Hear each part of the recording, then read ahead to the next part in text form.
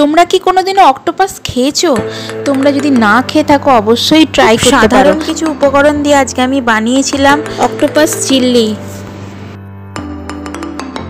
প্রথমেই অক্টোপাসগুলো ভালো করে ধুয়ে নিয়ে সিদ্ধ করে নিয়েছিলাম, তারপরেই দিয়ে দিয়েছি রসুন পেস্ট, তারপরেই দিয়ে দিয়েছি কাশ্মীরি লাল আর আদা পেস্ট দিয়েছিলাম।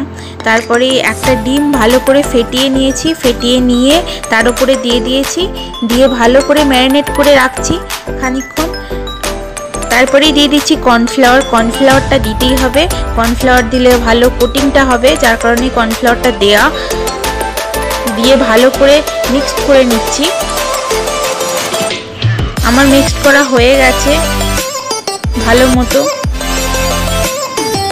তারপরেই দিয়ে দিচ্ছি গোলমরিচ গুঁড়ো, দিয়ে ভালো করে মিক্সড করে নিচ্ছি। তারপরে দিয়ে দিচ্ছি শুকনো লঙ্কা গুঁড়ো, তারপরে দিয়ে দিচ্ছি লবণ, দিয়ে ভালো করে মাখিয়ে নিতে হবে।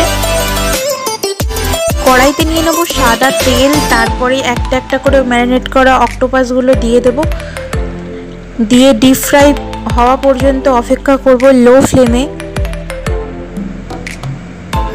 আমার হয়ে গেছে মোটামুটি। এবার দেখে নাও অক্টোপাসগুলো কতটা সফট হয়েছে। যতক্ষণ না লাল হচ্ছে ভালো করে ভেজে নিতে হবে অক্টোপাসগুলো। তারপরে গ্রেভি তৈরি করে নিতে হবে। গ্রেভি তৈরি করার জন্য কড়াইতে নিয়ে নিয়েছি পেঁয়াজ, তারপরে নিয়ে নিয়েছি ক্যাপসিকাম, তারপরে গোটা গরম মশলা দিয়েছিলাম, আর দিয়ে দিয়েছিলাম চিনি, হলুদ গুঁড়ো দিয়ে দিলাম, তারপরে অ্যাড হলো জিরে গুঁড়ো, লাল লঙ্কার গুঁড়ো আর সামান্য লবণ আর কাশ্মীরি লাল। তারপরে দিয়ে ভালো করে কষিয়ে নিতে হবে। নিয়ে তারপরে দিয়ে দিলাম চিলি সস, তার সাথে সয়া সস, ম্যাগির হট অ্যান্ড সুইট। কালারটা দেখেছো? জাস্ট ওয়াও এসেছে।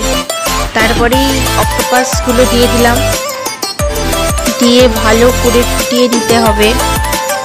তারপরেই আমার তৈরি। Thank you.